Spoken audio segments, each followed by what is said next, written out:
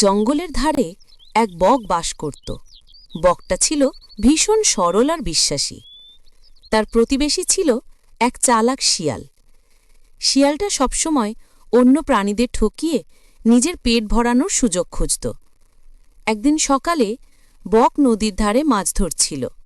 শিয়াল এসে বলল, বন্ধু বক, আজ আমার বাসায় ভোজের আয়োজন করেছি, তুমি কিন্তু না এলে খুব কষ্ট পাব।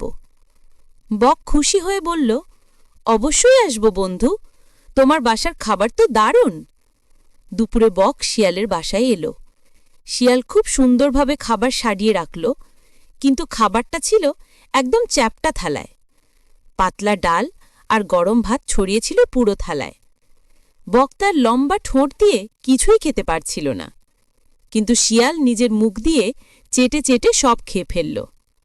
বেচারা বক ক্ষুধার্ত অবস্থায় ফিরে গেল, কিন্তু কিছুই বলল না। পরের দিন বক একটা বুদ্ধি খাটাল। সে শিয়ালকে বলল, বন্ধু, কাল আমার বাড়িতে ভোজ আছে, তুমি না এলে কিন্তু মন খারাপ হবে। শিয়াল রাজি হল, ভাবল আজ নিশ্চয় ভালো খাওয়া জুটবে। পরের দিন বক এক লম্বা সরু গলাযুক্ত কলসে সুস্বাদু মাছের ঝোল বানিয়ে রাখল।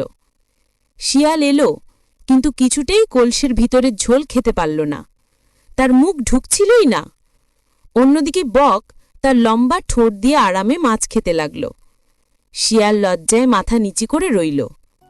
বক হাসি মুখে বলল, বন্ধু, যেভাবে তুমি আমাকে কষ্ট দিয়েছিলে, আজ আমি শুধু সেটা তোমাকে শেখাতে চেয়েছি।